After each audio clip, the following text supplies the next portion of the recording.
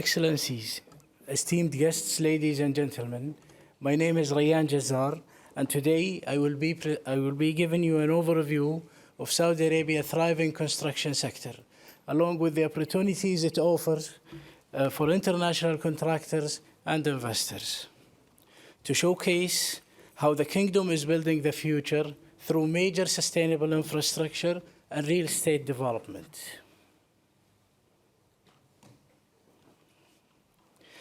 Saudi Arabia is currently undergoing one of the largest construction booms in the world, and that construction boom comes with a very expensive price tag.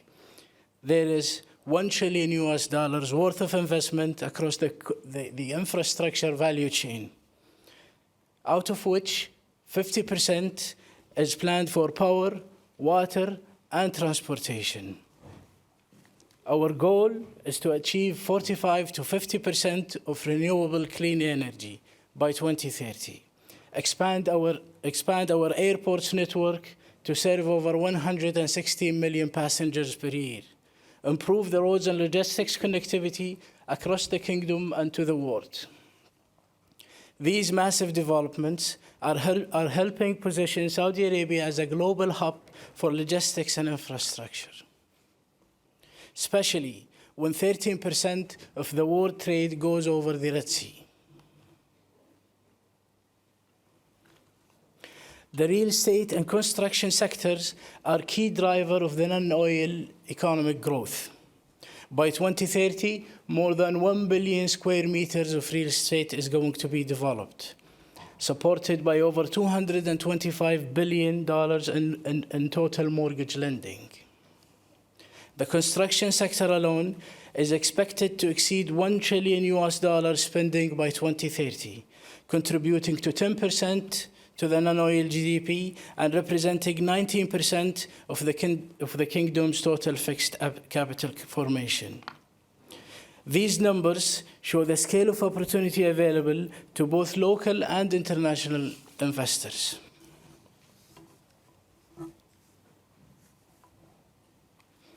Saudi Arabia's transformation is driven by a portfolio of over 60 major real estate development projects spread all over and across the kingdom.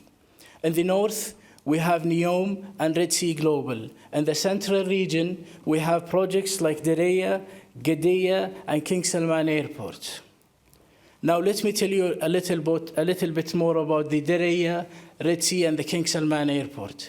The Diriyah project alone is planning 42 hotels, 16 schools, 4 metro stations, 8 public parks, and way more than that. Red Sea Global, on the other hand, is building 27 resorts and hotels, all with renewable energy base, 10 out of which is already open. King Salman Airport is going to have 225 million passengers capacity over the coming year, and that project is progressing 14.5% every year.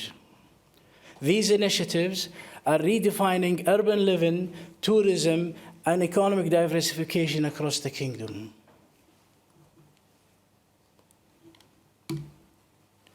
Absolutely, to support this massive development effort, we have identified more than 400 investment opportunities across the value chain of construction. Those areas cover mining and processing of raw material, construction machinery and equipment, building material, engineering and contracting services, and absolutely real estate development. Each of these areas present multiple entry points for international partners to participate and add value to our transformation journey. We also have over $17 billion worth of feasible investment opportunity, with feasibility studies already in place in building material and in construction sector. Those opportunities cover the fields of, for instance, ready-mix concrete, sanitary ware, ceramics, modular construction, design and engineering, and even technologies like construction robotics. For those, the investment size ranges from smaller projects under 20 million up to hundreds of millions worth of projects. And absolutely, due to the high scale of development on real estate and construction sector, the Ministry of Investment is establishing an international contracting office to help international companies participate effectively. The ICO serves as a central hub to support and empower global contractors. Its focus areas include standard and certifications, projects directories, outreach and partnership, and operational support. The ICO works closely with government entities such as the Saudi Contracting Authority, Ministry of Housing, Ministry of Industry and Mineral Resources, the Council of Engineers, and absolutely the Public Investment Fund.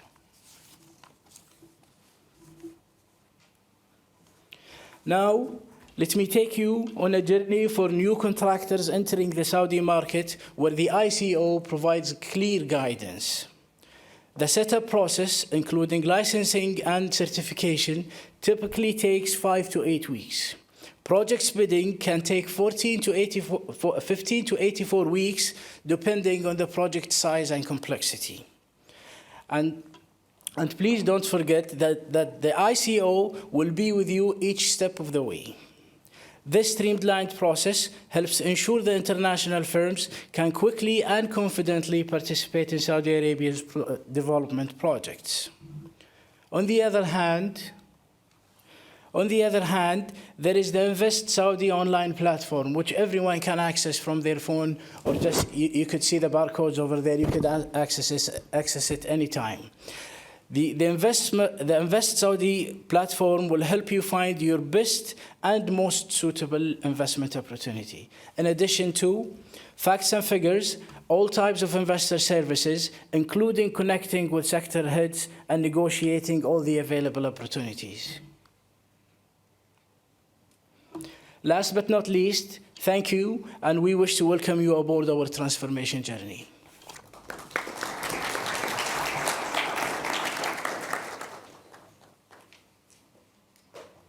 Thank you so much, Mr. Rian, and thank you so much, everyone. Welcome to our Saudi Arabia panel. My name is Olga ZANELLI. I'm the infrastructure and energy partner at the international law firm Herbert Freehills.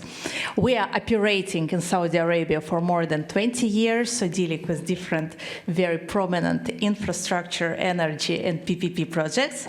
And this is our honor today to welcome our guests, Mr. Mohammed Azmari from Sharek, for presentation of the opportunities in Saudi Arabia. Thank you so much.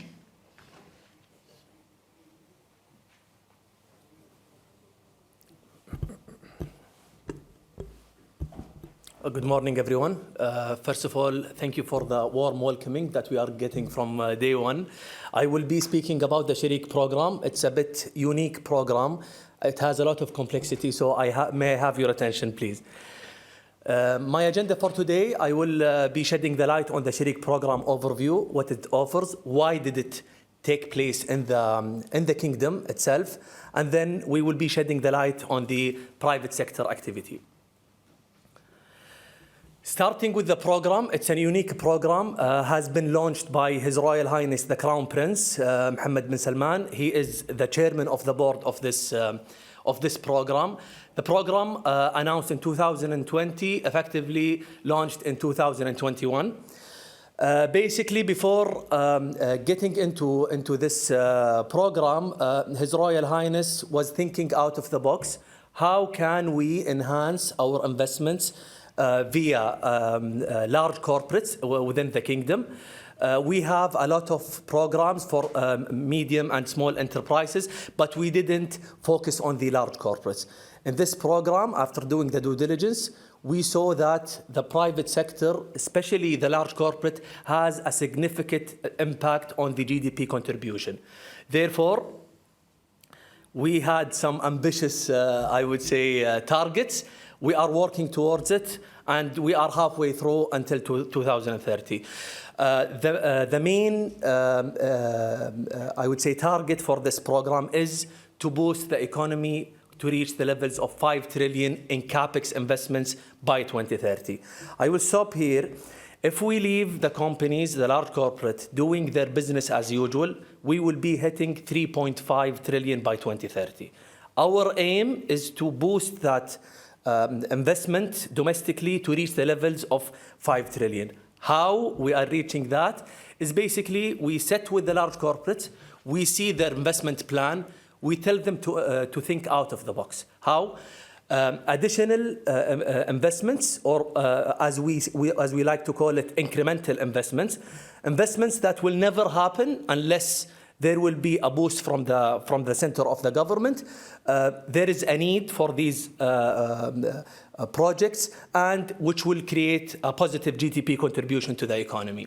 Secondly, we want to have a 65% a contribution from the private sector, especially on the large corporate, to the GDP. We are now at 40%, and we are aiming to reach that 65%.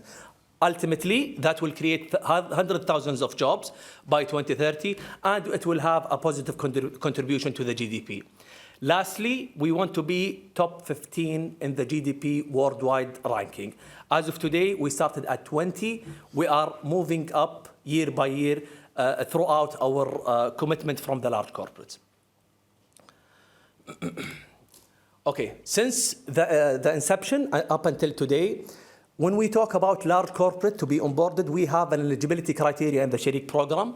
The companies has to have 1 billion investment in capex each year. And that being said, we are filtering a lot of companies, okay? We are reaching to 40 companies as of today as a portfolio on the Sharik program. The Sharik program is sector agnostic, so we are not focusing on one sector. We have 9 sectors underneath the program. As of today, we have 20 approved deals with an average value of $2.1 billion on average. The program has a lot of participation in the private sector, and it has a lot of regulatory enablement to the private sector as well. Okay, the positioning of the Sharik program is basically we are the bridge between the private sector and the government. Each government has its mandates, and each private sector has its mandate. They have a shareholder. They want to make profit at the end of the day, but they might face some bottlenecks, some roadblocks. We are here in Sharik program representing the private sector to the center of the government. We believe that when a government talks to a government, it's much more powerful than the private sector talking to the government. So we wear the private sector hat, and we fight for their challenges to be resolved, and even investment opportunities and creating investment opportunities. The Sharik program, after establishing a strong infrastructure within the government, we have something called Sectorial Supervisory Committee, which led by the minister himself on 9 different sectors. We meet on a quarterly basis, showcasing who are the companies should be under the Sharik program, what are the investment opportunities that we are looking into, and most importantly, what are the challenges that the private sector are facing, and how can we resolve these challenges. Throughout 2.5 years with the program, I can ensure that a lot of roadblocks has been already resolved. A lot of, let's say, challenges that we are facing in day one has been already vanished, and we are it is a working completing on this matter. On the other hand, what's in it for the companies? Okay, so I am part of the Sharik program. You are defending our positioning. You are helping us in the challenges. But what's in it for us?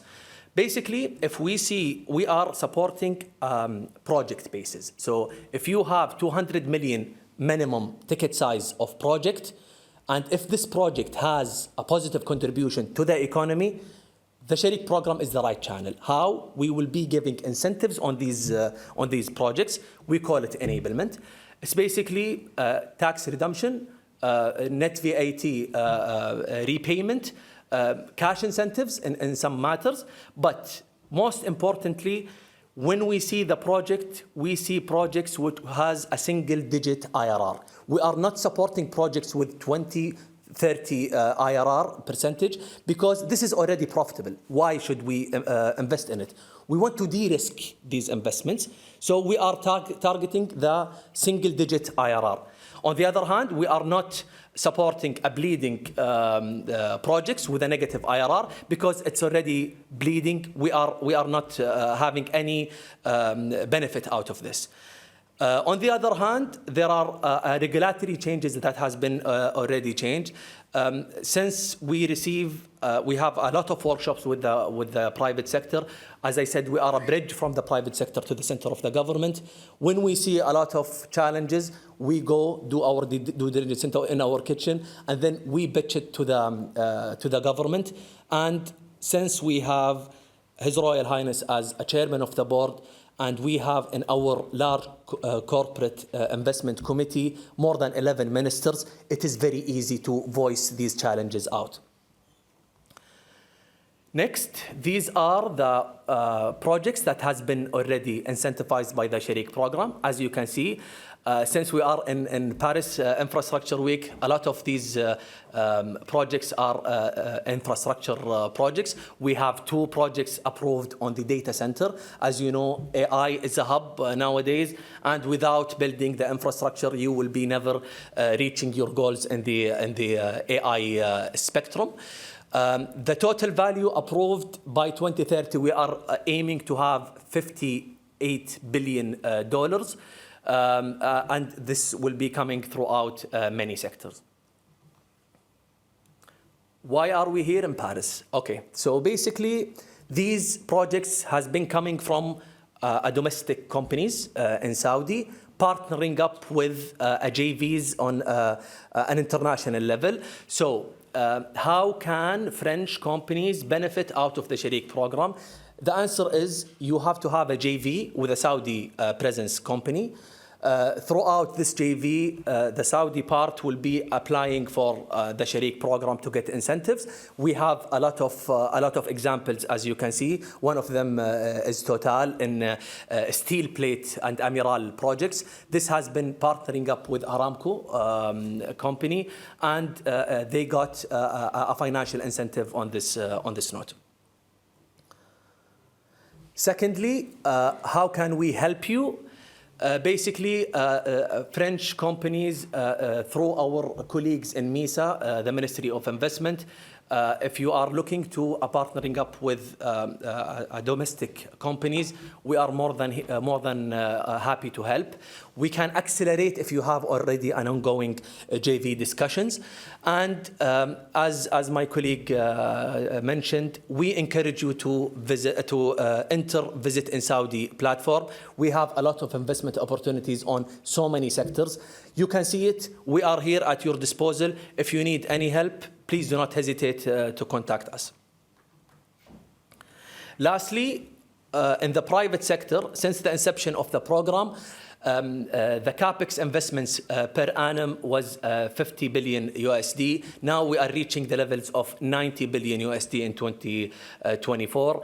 The private sector contribution started from 40%. Now we are reaching the level of 47%, just a little bit behind of the 65%, which has to be achieved by 2030.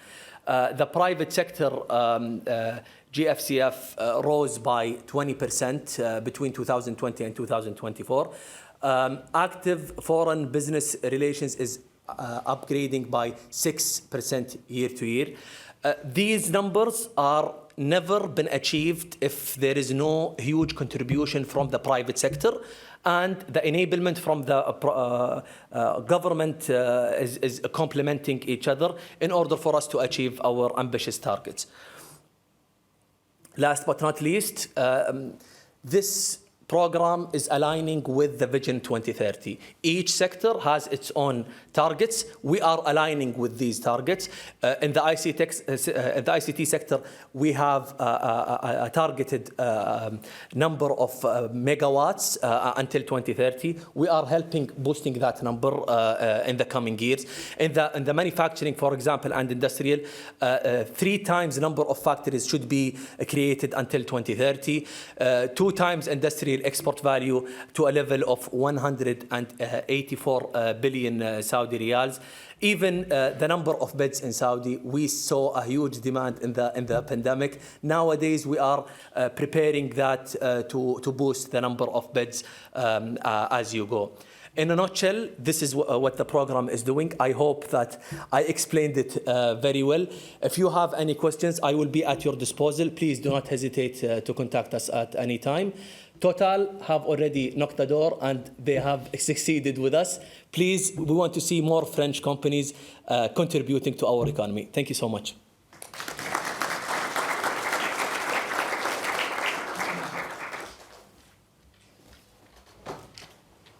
Thank you so much, Mohammed. Now we are opening our panel discussion, and please, we hope that all of you will participate very actively in this panel discussion. I will start, and as my role of the partner of international law firm, obviously we work a lot with the sponsors, French international sponsors, who want to invest in Saudi Arabia, especially taking into consideration the huge pipeline of the private initiative, PPP projects. So currently, for example, we are working on 3 of them on Taif Airport, Abha Airport, and Azir Jazan PPP Road. Obviously, all the investors, they have quite a lot of potential investors, quite a lot of questions with regard to bankability of the projects, the guarantee you may give to them, and so different others, so evident questions. So we will try to ask all of you about this type of potential concerns. And I will introduce our panelist. Is Mr. Fahad ALHASHEM, so the Assistant Deputy Minister of Investment Development of the Ministry of Investment, Mr. Sattam ALJUHANI, the Chief Financial Officer of INFRA, and Abbas HUSAIN, the Head of Infrastructure Development Finance Group of Standard Chartered Bank. And we will maybe start with Fahad, if it's possible. So, you know, obviously everybody knows about your huge plans and, let's say, political events like Asian Cup in 2027, Expo 2030, FIFA World Cup 2034. So how generally you develop the scope of infrastructure projects you'd like to develop in the country? Merci beaucoup. Mesdames et messieurs, bonjour. C'est un plaisir d'être ici à Paris aujourd'hui. I hope I pronounced it well. I practiced a little bit. Thank you so much for being with us today and this morning. You scared me for a second. I never knew the Asian Cup was a political event. I thought it was just football. But of course, as you rightfully alluded, we are doing a lot in the infrastructure space in the Kingdom of Saudi Arabia. I think we have already started from a very good base. The quality and the amount of investment of infrastructure that the Kingdom has been undertaking is not new. We have been investing in infrastructure for many years. Although we have been transforming to uplift our practices to the best international standards, I would say in the last couple of years we have made significant reforms, primarily in regulatory. We launched the PSP law, overhauling our PPP private-public partnership legislative grounds, but we also added a lot of enablement to the ecosystem. Everybody, of course, is aware of the Public Investment Fund as a sovereign wealth fund, but we have also additionally the National Development Fund, which offers developmental finance, and underneath specialized funds add to the attractiveness of these investment opportunities, and I will let more details for my colleague Sattam from the National Infrastructure Fund. If we look at this demand of over $1 trillion, some might say it's a bit exaggerated. I can tell you for a fact that we argued and debated the numbers significantly. I was lucky to actually be part of the committee to scrutinize the number many times over to ensure that we're not overinflating our actual market size, because our objective is to provide clarity, stability for investors, especially since infrastructure typically is a long-term investment asset class. We have looked at defining infrastructure based on the best international standards, we looked at what the IMF, the OECD, the World Bank. So we wanted to ensure that we fit the correct sectoral mix in what we call infrastructure. So things, of course, transport and logistics, energy, water, communications, municipalities, industrial zones, healthcare, education, and sports are the sectors that we are looking to cover when we are classifying this $1 trillion demand. Where will it go across these splits? Now, as we looked at the current state, we analyzed all our national strategies, sectoral investment strategy, and regional strategies. We anticipated this, I think, $1 to $1.2 trillion of investments that are required in the infrastructure space. Out of it, based on existing benchmarks, the private sector, we anticipate to participate in around 42%, but our objective is to actually take that and increase it to 56%. Now, how are we going to look to do that? Within the regulations that we have developed, the PSP law, for example, we allowed the ability for the private sector to actually solicit for some PPP projects, taken into consideration if the existing studies have not been completed yet, because we firmly believe that the role of financial institutions and the private sector in this privatization exercise is critical. We are seeking not just private capital, but we are seeking efficient capital. And where is the need? Of course, the need is across the entire board. If you look at energy, we have a 40 to 50% clean energy mix, so that's 130 gigawatts of solar, wind, and green hydrogen. If we look at the transport and rail, I know many French companies have been very active in that field, namely Alstom, doing Riyadh Metro. We have an extension to Riyadh Metro, Line 7. A and B is approximately 100 billion Saudi riyal, so we're anticipating give or take 35 billion euros. If you look at more larger scale, we have the Saudi Land Bridge project, which is a railway connection from the Gulf to the Red Sea. Because we want to also, our ambition is not just to secure, and everybody in the main panel was mentioning, that infrastructure is a matter of sovereignty. But we also want to ensure that we utilize the kingdom's position to be a stabilizing factor in global supply chains. Of that, we have already a program called the Global Supply Chain Resilience Initiative, which will connect key industrial zones to our ports, both on the Red Sea and the Gulf. As you have seen from my colleague's presentation, already 14% of all global trade passes through the Red Sea. We want to offer risk mitigation for investors who rely on import-export, risk mitigation against geopolitical, against security issues, offering this rail connection from the Gulf to the Red Sea adds to that security and adds to that offering that the kingdom is willing to provide to the rest of the world.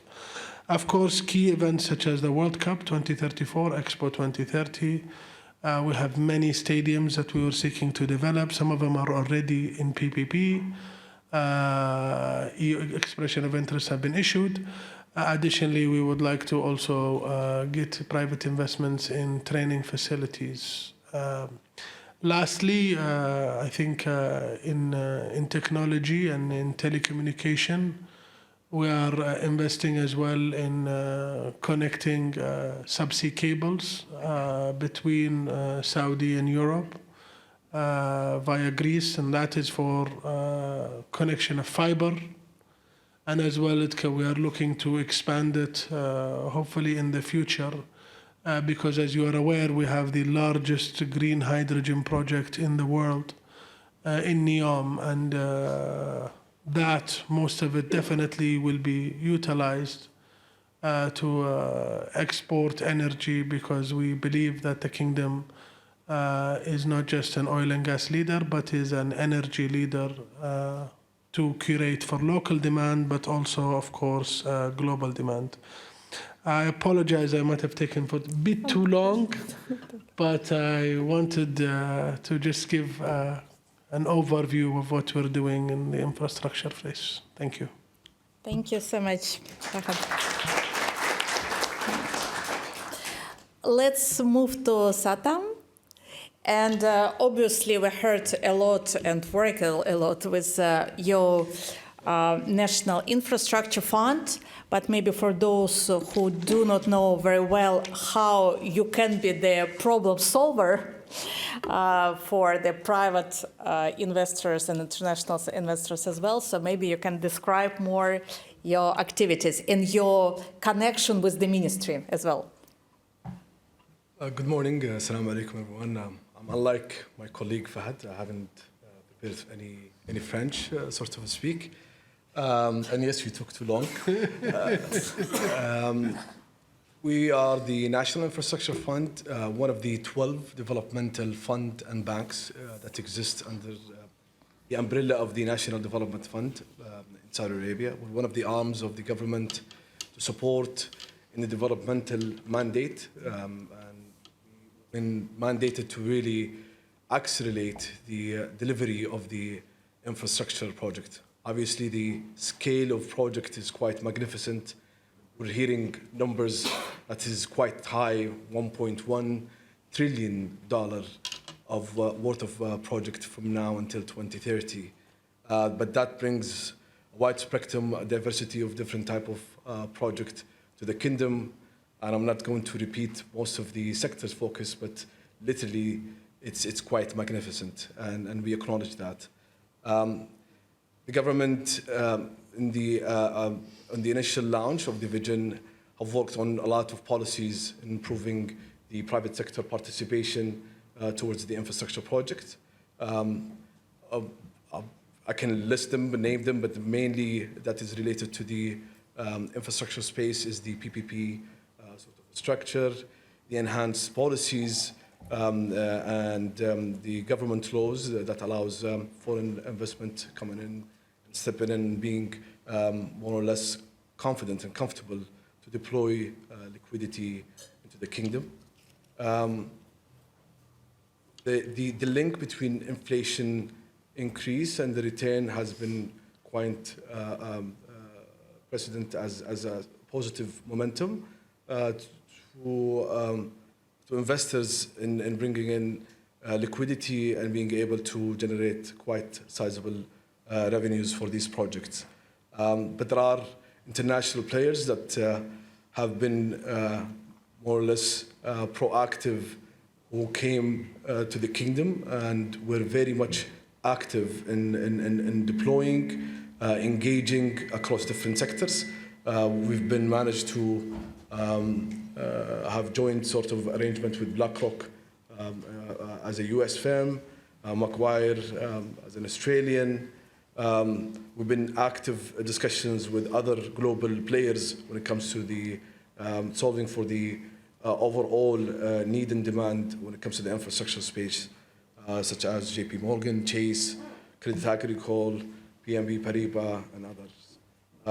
So with that, we've been working very close with the central government, with developers, sponsors, investors, either domestic or international, very closely, making sure from the initial start of the bidding all the way to the delivery, we're there and supporting of the overall requirement. Thank you so much, Sattam. Abbas, you are representing the financial institutions, so that's very interesting to hear your experience in the kingdom and also to understand your view how the financing structure are evolving so in Saudi Arabia recently. Thanks, Olga. I've had the pleasure and good fortune of covering Saudi Arabia in infrastructure finance for the last 20 years. In fact, the first power project we financed all the way back in 2004.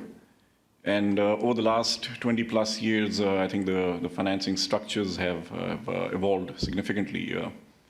I think if you look at the financing which was done 20 years back and now, you'll see a significant difference. It all boils down from the fact that the projects, the kingdom has a phenomenal track record of developing projects on time, within budget. There's a significant appetite amongst international developers.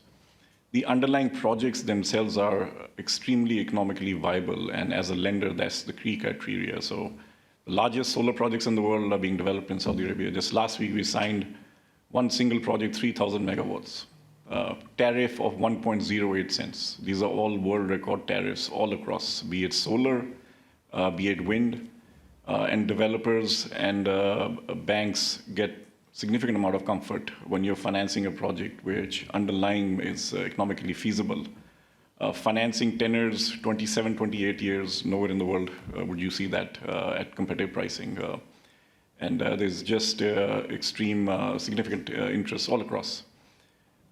We touched upon the kingdom's 2030 vision plan, 50% gas-fired, 50% renewables. Initially, the plan was by 2030, it'll be 58.7 gigawatts of renewables. That's actually gone up to 130 gigawatts and well on track. In fact, by end of this year, half of that, 65 gigawatts, would have already been tendered out.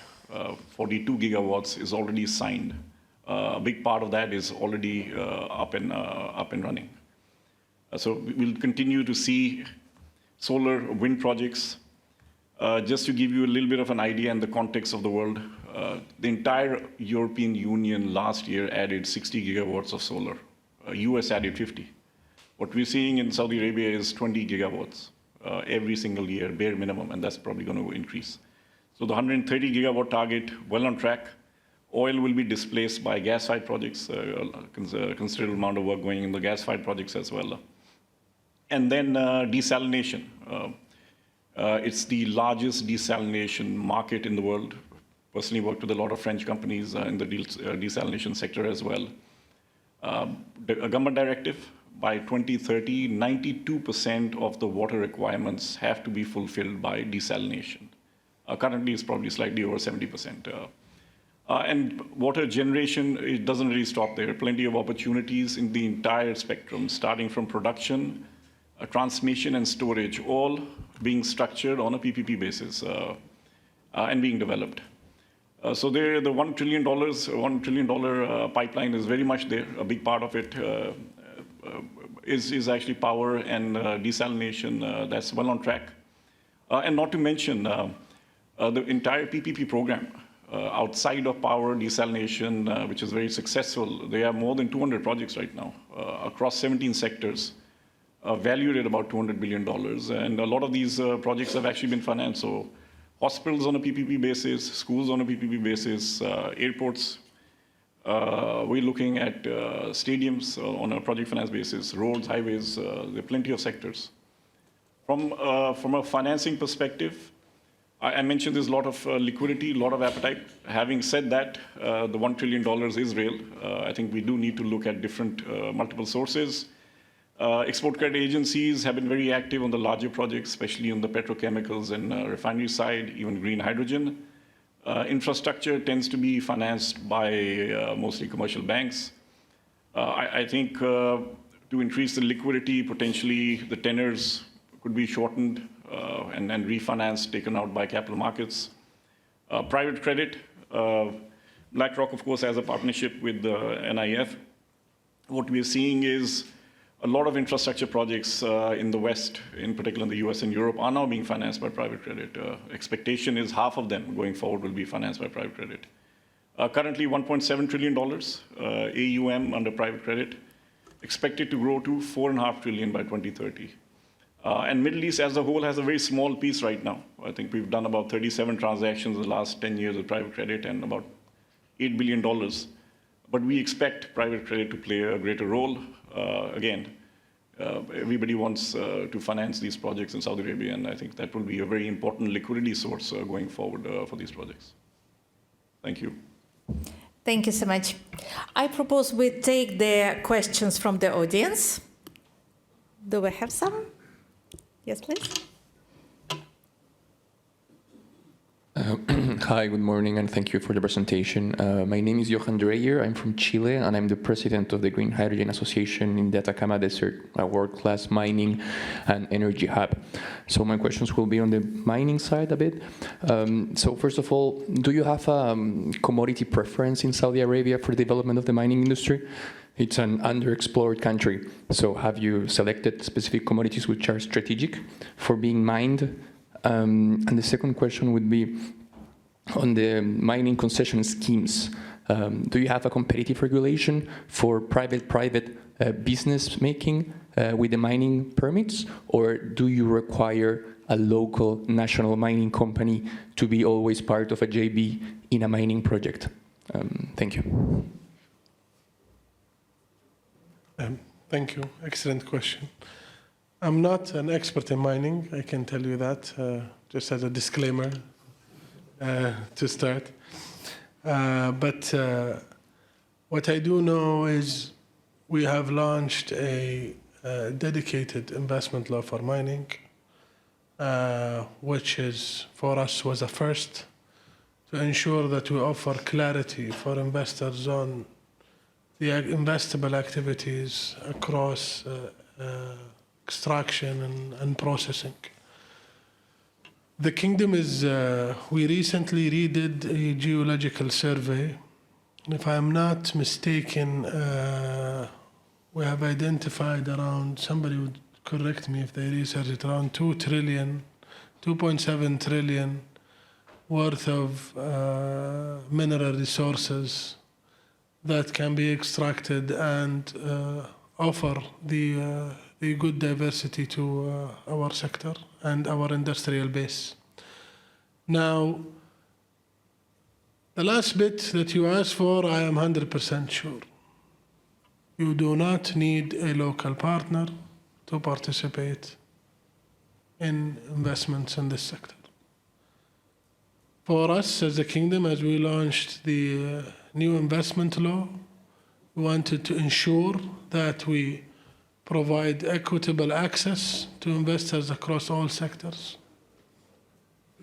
We removed many of the barriers of entry, and for us it's our commitment that we provide equal treatment to all investors, no matter what their nationality, foreign or local, have an equal chance to compete on every single project.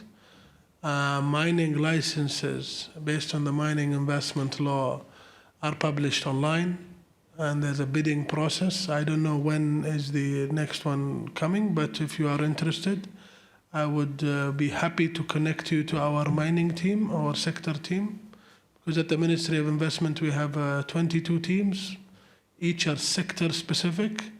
They offer this expertise and then connect you with the stakeholders.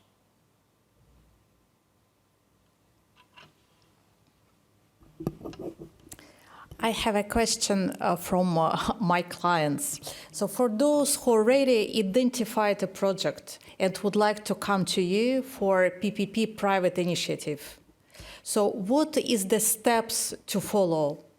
Let's take transport, for example, but in different sector. So how private initiative works in Saudi Arabia?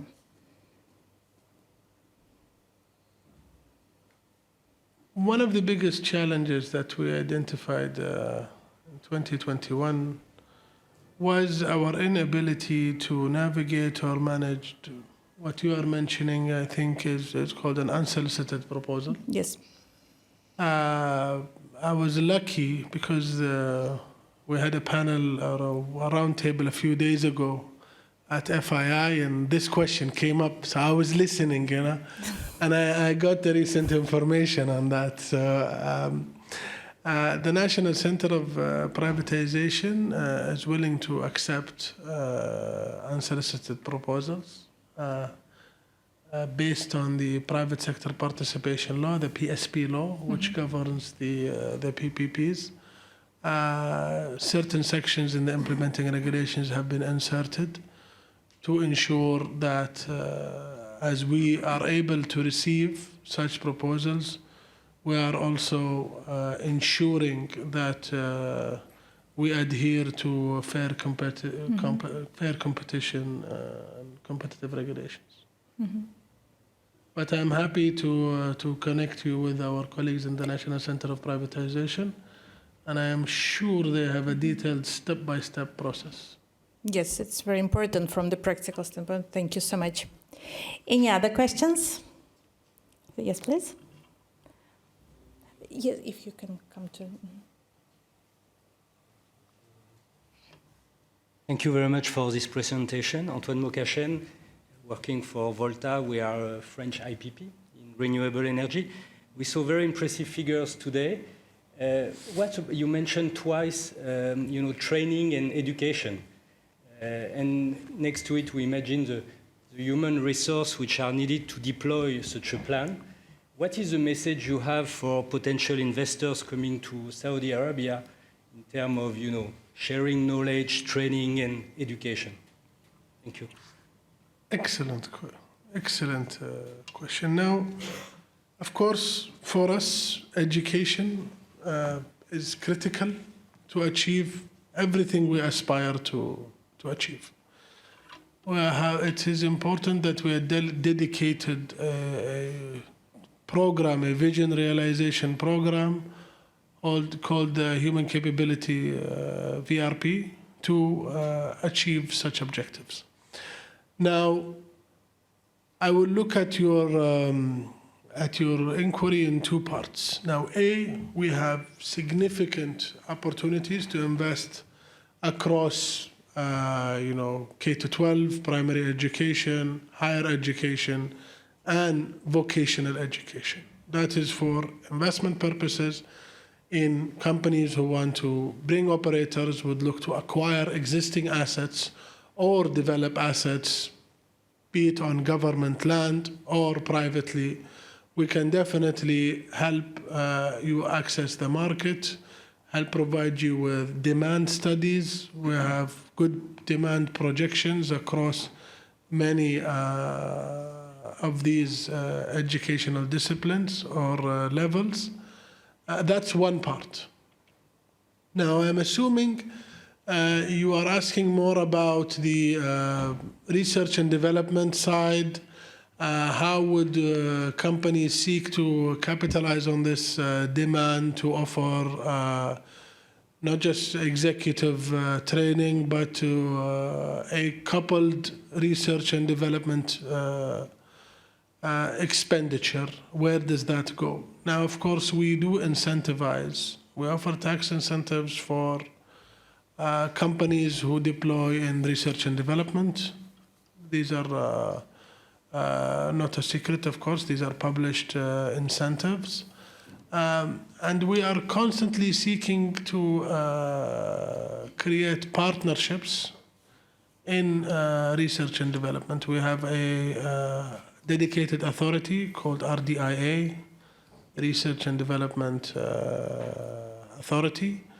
And we are constantly, of course, in specific sectors, we find that there is programs headed by each ministry. For example, I am aware of the Ministry of Environment and Water have a dedicated program.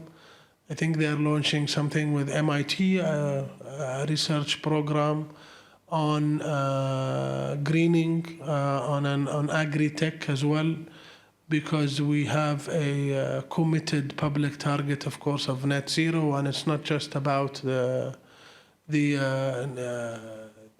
reduction or carbon capture to reduce the emissions, but it's also about planting more to ensure that we are balancing the scale even more when it comes to this the net zero target. I hope I answered you. You can stay next to the mic. Yes, it's okay. thank you. You answered. I mean, my question was, I mean, there is so much, resources which are needed to deploy all these projects, right? I mean, at every level of, and steps of education. I've been myself, in Turkey during a long time. I was in Central Eastern Europe. It takes time to deploy big programs. And I just wonder, do you have locally enough resources, human resource, and what do you expect from the foreign investor when they come in? Shall I bring their expats? Shall they train people? I mean, around this part. Now I understand you much better. Apologies. Okay, so of course, to achieve our ambitions, we are not just targeting to continuously create jobs for our local population. We understand that the amount of economic activity we are aspiring to sustain requires more expats, and we are working diligently to create the necessary quality of life to attract such expats. Now, currently, right now, there is, I think, 30% or 25%, I think, of the population in Saudi is expats, and a lot of them are. Honestly, this is one of our biggest challenges that we are trying to resolve, and we want to be extremely frank. There are in many new sectors, there's a challenge with talent, tech, for example.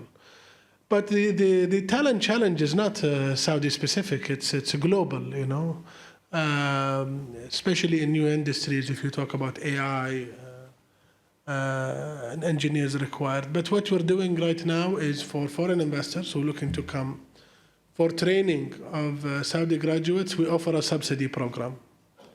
So we cover for the first year 50% of the salary, and those are usually entry-level jobs. We work, of course, with the Ministry of Human Resources to redesign some training packages for, let's say, more sophisticated industries, such as, like you say, if we want to, as I mentioned, engineers for AI or cybersecurity. But also we are investing heavily in training programs. I think we launched the largest cybersecurity program. It was in an academy. We had partnered with Apple, we partnered with Cisco, we partnered with many entities. And it's an interesting fact. When last I met with the CEO of Cisco, he was telling us their cybersecurity program graduated, I think, 50,000 a year. 97% were women who graduated out of that program and are actively pursuing a career in cybersecurity. This is, for example, one of the sectors which we struggled with, The Kingdom of Saudi Arabia is the #1 attacked country when it comes to cybercrime. This was reported to me by Cisco. Don't quote me. which is if you want to ask for the resource, look at Cisco CEO, and he's the guy who gave me this claim. But for us, that is one of the examples that we are looking to support in training and development. We can always curate, depending on the project size, specific incentives for training and development. But lastly, of course, we have the overhauled our work permit system. We introduced the premium residency program for talent and for entrepreneurs as well, in addition to removing restriction on foreign ownership, to allow as many expats to come and join the workforce, as you say, to cope with this ambition. Yes, please. Thank you. My name is Mohammed Amin Sidiri. I'm from Jade Advisory. We are a PPP boutique consulting firm based in Paris, Riyadh, and Tunis. I may have two questions very quickly. The first one for maybe Mr. ALJUHANI. So we working, or maybe to you also, Olga, regarding the bankability issue that you've mentioned. We've been working in a lot of projects, including BRTs, and we see interest and that those projects are very attractive for private developers. So I'm just curious to know what are the issues of bankability that you are facing for the Jazan, maybe highway or others. And the second question is regarding the project, the program Sharik, and it goes somehow with the question of the gentleman from Voltaria. Do you also have, I mean, those are big projects. I mean, we're talking about 200 million SAR and more and bigger. Do you, at the Ministry of Investment, also have smaller projects? I mean, we've been working with the World Bank on programs to promote PPPs within for small-scale projects. So do you have those kind of programs internally, and what would be the incentives? Thank you. Maybe I just will start to see from external eyes and then to give you also the world. So how the external advisor is seeing the bankability in Saudi Arabia. And you will confirm or will say that it's not true. So anybody is asking the question of credit support, of course, and so of any state guarantees which the kingdom may provide. So what we understood, and again, I'm talking from the name of my international law firm, that if you do this, if you have a very good contractual PPP scheme, this is enough, and this scheme may be bankable, meaning that we do not expect, and Abbas, you can also confirm from the financing standpoint, we do not expect that the kingdom will provide like the budgetary state guarantees, but we are doing our best to ensure the contractual guarantees that the contract itself, the contract PPP, is very strong,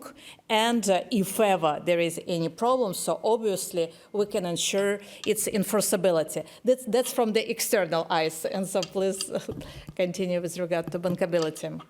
I mean, I don't want to go specific to Asir Jajan, but this is the sweet spot for the National Infrastructure Fund to step into an unbankable transaction. We've been mandated to focus not only on the commercial terms, but also to focus on the bigger picture and find ways and solutions, innovative ones, to make the transactions viable and bankable. We have a wide range of products that we can provide. It goes from senior debt to mezzanine, subordination, and subordination not only from a tranching perspective, but also on the cash waterfall to make sure that the commercial banks, whomever is stepping in, has more room and seniority over certain aspect of things. The products also covers the credit enhancement part. So in an area where there is a credit risk, we are more than happy to provide a credit guarantee to the other international lenders, local and international lenders, to make sure that the bankability is there. We're not there to crowd out, we're there to crowd in private sector participation. This has been tested into the NEOM green hydrogen, the largest facility in the globe, the total cost of 31 billion Saudi Riyal. Infra alone have participated in 5.6 billion Saudi Riyal in different type of facilities, senior and also subordinated, both Saudi Riyal and USD. And with the presence of Infra, it allowed 26 international lenders coming in and stepping in and making sure that this sizable financing is reach financial close. I don't know, Abbas, if you would like to add anything.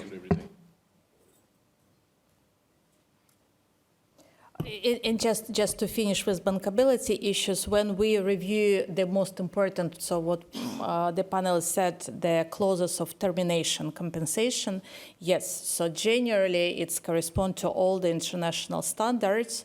So we can say that the agreement, at least which we saw in Saudi Arabia, they are quite well prepared. So, and it's clear that the international banks were looking at this, at your templates. So we do not see something completely different from what we can see in other countries in terms of PPP. Maybe answering your question, first of all, Aishik. Aishik means in Tunisian, may you live longer. In the Sharik program, as I said, we are specific focused on the large corporates, and we are targeting the large corporate with a large projects. So as you correctly said, it is a 200 million minimum ticket size on CapEx.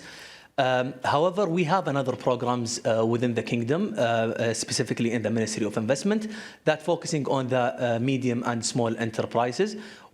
Maybe I shed the light, why are we focusing on the large corporate? Because it have a significant contribution to the GDP.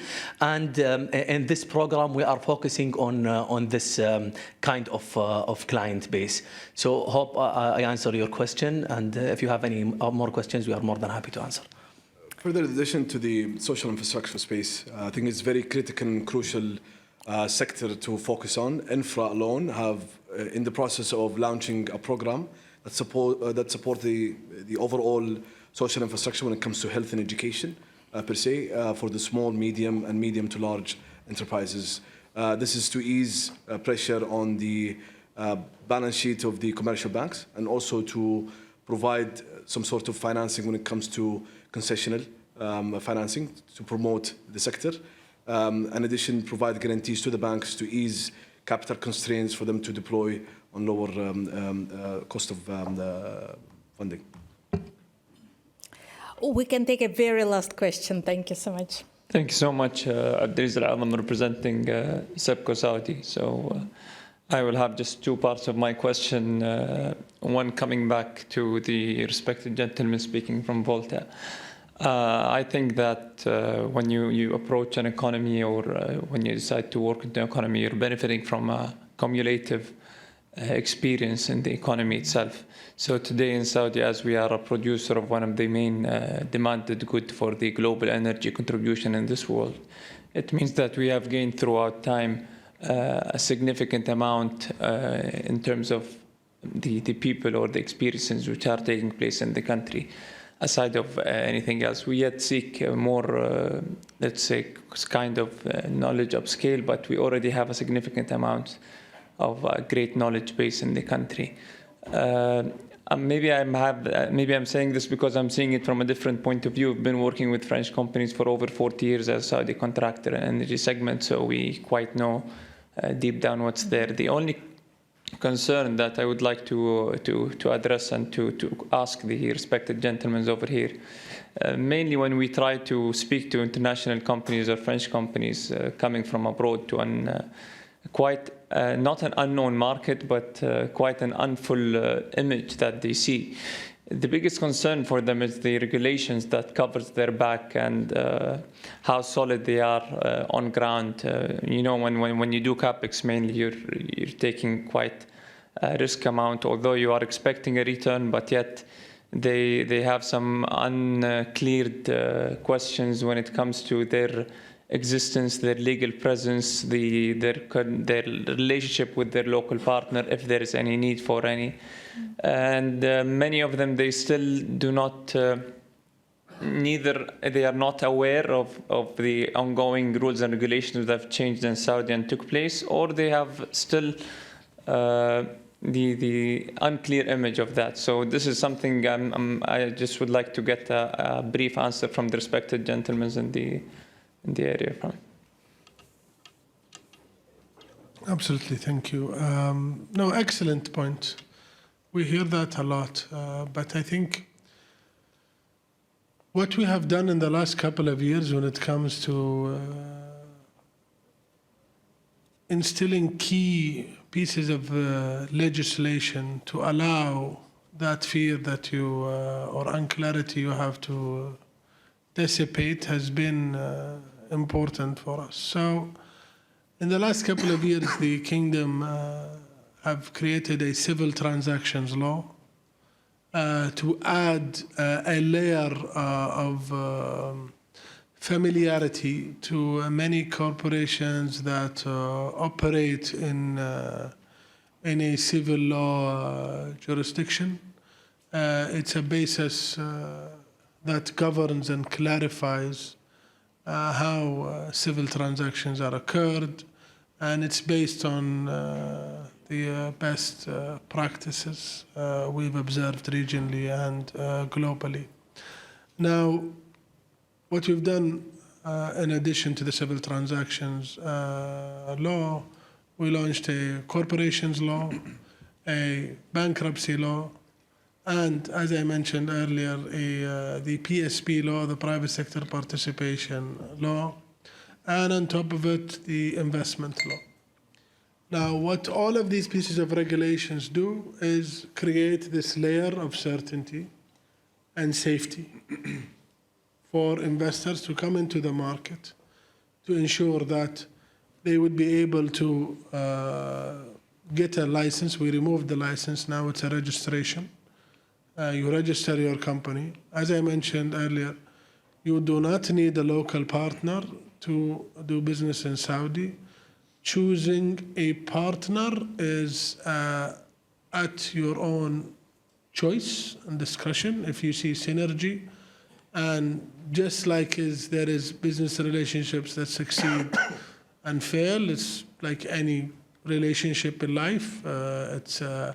It's subject to that. There are laws that protect both parties, and it's important, if you are having a local partner, that you instill with your legal advisors all of the necessary clauses in the Articles of Association. When you establish in the Kingdom, you get a license, and then you go to incorporate, you create an Article of Association before you issue a commercial registration for this new entity. Unfortunately, many investors do not come to the government or to us to get the advice. They rely on private advisors. They rely on certain firms and individuals that claim they offer a soft landing, which usually puts them in not so great place. There are well-respected law firms based in France and in Saudi that can offer sound advice, but we are telling you, you don't need to go to them. We have in the Ministry of Investment a call center that speaks 12 languages, operates 24/7.